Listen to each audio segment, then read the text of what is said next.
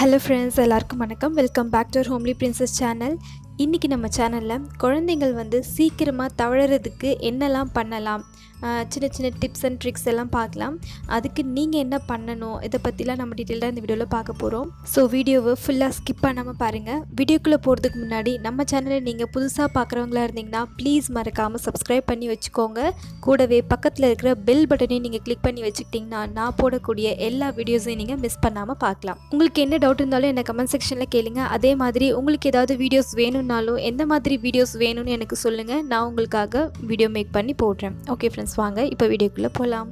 ஒரு 90% ஆஃப் குழந்தைங்க பார்த்திங்கன்னா 3 மாதத்துலேருந்து 4.5 மாதத்துக்குள்ளே தவழுவாங்க.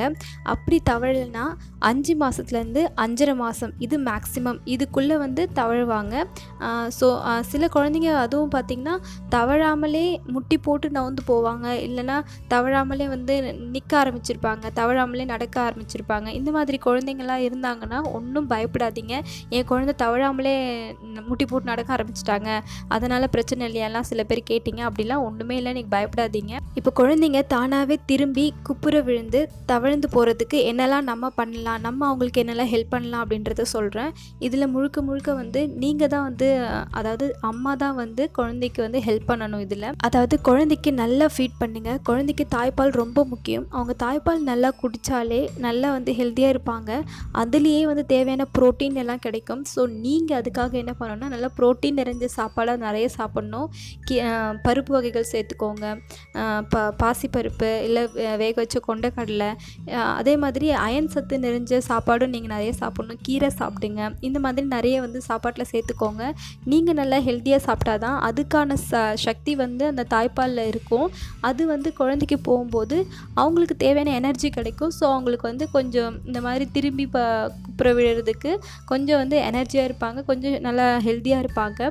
அந்த சக்தியே இல்லாமல் குழந்தைங்க எப்படி திரும்பி தவழ்ந்து நவுந்து போகும் சொல்லுங்கள். ஸோ நீங்கள் நல்லா சாப்பிட்டு ஒரு நல்ல எக்கு சாப்பிடுங்க, மீன் சாப்பிடுங்க. இந்த மாதிரிலாம் நிறைய சாப்பிட்டு குழந்தைக்கு ஃபீட் பண்ணுங்கள். நெக்ஸ்ட்டு பார்த்திங்கன்னா வாரத்தில் 2 நாள் இல்லை 3 நாள் குழந்தைக்கு நல்லா எண்ணெய் தேய்ச்சி நல்லா மசாஜ் பண்ணுங்கள். மசாஜ் பண்ணி ஹாட் வாட்டரில் குளிக்க வைங்க.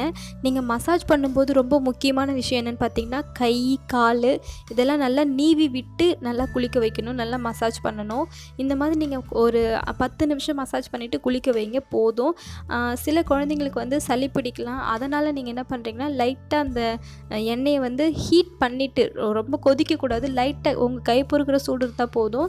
அந்த மாதிரி ஹீட் பண்ணிவிட்டு நீங்கள் நல்லா நீவி விட்டு குளிக்க வச்சிங்கன்னா, எண்ணெய் தேய்ச்சி குளிக்க வச்சிங்கன்னா கண்டிப்பாக உங்களுக்கு நல்லா கை கால் வலுவாக இருக்கும். ஸோ அவங்களுக்கு திரும்பி இந்த பக்கம் திரும்பி அந்த பக்கம் திரும்பி படுக்கும்போது அந்த கை கால் வலி சோர்வு இல்லாமல் நல்லா எனர்ஜெட்டிக்காக இருப்பாங்க. நல்லா அவங்க திரும்பி நல்லா தவழ்ந்து போகிறதுக்கு கொஞ்சம் ஹெல்ப்ஃபுல்லாக இருக்கும் அவங்களுக்கு. ஸோ அடுத்தது பார்த்திங்கன்னா குழந்தை முழிச்சிருக்கும் போது எனி டைம் பெட்லேயே படுக்க வைக்காமல் அவங்கள தரையில் போட்டு பழக்கப்படுத்துங்க. தரையில் அந்த ஃப்ளாட்டான சர்ஃபேஸில் இருக்கும்போது தான் குழந்தைங்களுக்கு இப்படி எந்த பக்கமோ அந்த பக்கமோ திரும்புறதுக்கோ இல்லைன்னா அவங்க குப்புற விழுறதுக்கோ இல்லை தவழ்ந்து போகிறதுக்கோ ரொம்ப ஏதுவாக இருக்கும். அதே மாதிரி குழந்தைய தரையில் போடும்போது நீங்கள் பக்கத்தில் இருந்து கவனித்து பார்த்துக்கணும். பிகாஸ் நீங்கள் சூடான பொருளோ இல்லை வேறு ஏதாவது வெயிட்டான பொருள் இந்த மாதிரி ஏதாவது பக்கத்தில் வச்சுருந்திங்கன்னா குழந்தைங்க சில குழந்தைங்க குப்புற விழுந்து தவழ்ந்து போகிற டைமில் எதையாவது பிடிச்சி இழுத்துருவாங்க. ஸோ நீங்கள் அவங்க பக்கத்துலேயே இருந்து பார்த்துக்கணும். அது ரொம்ப ரொம்ப முக்கியம். அதே மாதிரி நீங்கள் ஏதாவது பேச்சு கொடுத்துக்கிட்டே இருக்கணும் குழந்தைங்களுக்கு. அவங்களுக்கு இன்ட்ரெஸ்டான ஒரு பொருளை காமிங்க, இல்லை நீங்களே கூட ஏதாவது பேசிகிட்டு இருங்க. இப்படி இருக்கும்போது குழந்தைங்களுக்கு இன்ட்ரெஸ்ட்டாக இருக்கும். பார்க்குறது நிறைய கலர் பொம்மைலாம் வைங்க அவங்களுடைய ஆப்போசிட்டில். அதை எடுக்கிறதுக்காகவோ இல்லை உங்ககிட்ட வர்றதுக்காகவோ அவங்க தவற ட்ரை பண்ணுவாங்க. அடுத்தது பார்த்திங்கன்னா ஒரு 5 நிமிஷம் டெய்லி நீங்கள் கையும் காலும் குழந்தைங்களுக்கு பிடிச்சு விடுங்க. இப்படி பண்ணும்போது அவங்களுக்கு கை கால் வலி இல்லாமல் கொஞ்சம் ரிலாக்ஸாக இருப்பாங்க. அதே மாதிரி அவங்களுக்கு ரொம்ப நேரமாக குப்புற விழுந்து அவங்க தவழறதுக்கு ட்ரை பண்ணிகிட்டு இருக்காங்கன்னா ரொம்ப நேரம் அப்படியே வச்சுருக்காதீங்க. ஏன்னா அவங்களுக்கு வயிறு நெஞ்சு பகுதி எல்லோரும் கொஞ்சம் வலிக்கும். சில குழந்தைங்க தவழும்போது முகத்தை தரையில் இடிச்சுப்பாங்க.